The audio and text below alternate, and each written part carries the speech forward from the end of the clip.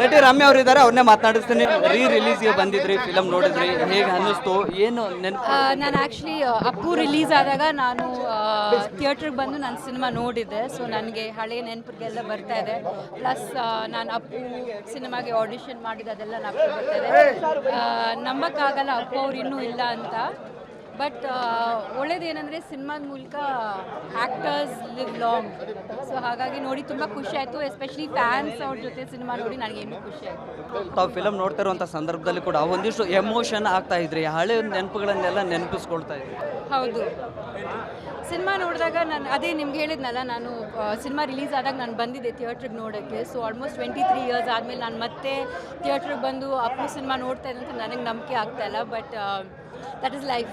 And ಈಗ ಫ್ಯಾನ್ಸ್ಗಳ ಮಧ್ಯೆ ನೋಡೋದು ಆಫ್ಟರ್ 23 ಇಯರ್ಸ್ ಬ್ಯಾಕ್ ನೋಡಿದ್ದು ಮತ್ತು ಈಗ ರಿಲೀಸ್ ಆದಮೇಲೆ ನೋಡಿದ್ದಕ್ಕೂ ಎಷ್ಟು ಡಿಫ್ರೆನ್ಸ್ ಅಂತ ಅನಿಸುತ್ತೆ? ದ ಫಸ್ಟ್ ಟೈಮ್ ನೀವು ಥಿಯೇಟ್ರಿಗೆ ಹೋಗಿ ಟೈಮ್ ನಾನು ಥಿಯೇಟ್ರಿಗೆ ಹೋದಾಗ I was just A normal person. ನಾನು ಫ್ಯಾನ್ಸ್ ಅವ್ರ ಥರ ನಾನು ಒಬ್ಬ ಫ್ಯಾನ್ ಆಗಿ ಹೋಗಿ ನಾನು ಸಿನಿಮಾ ನೋಡ್ತಾ ಇದ್ದೆ. ಈಗ ಇಟ್ಸ್ ಡಿಫ್ರೆಂಟ್ ಬಿಕಾಸ್ ಈಗ ನಾನು ಅಪ್ಪು ಅವ್ರ ಜೊತೆ ನಾನು ಸಿನಿಮಾ ಮಾಡಿದ್ದೀನಿ. ಸೊ ದೇಸ್ ರೆಕಗ್ನಿಷನ್ ಆ್ಯಂಡ್ ಒಂದು ಕಡೆ ಯು ಬಿಕಮ್ ನಾಸ್ಟ್ಯಾಲ್ಜಿಕ್. ಇದಿಷ್ಟು ನಟಿ ರಮ್ಯ ಅವರ ಮಾತು. ಕ್ಯಾಮ್ರಾ ಪರ್ಸನ್ ಪುರುಷೋತ್ತಮ್ ಜೊತೆ ಪ್ರಕಾಶ್ ಡಿ ರಾಂಪುರ್ ಟಿವಿ ಬೆಂಗಳೂರು.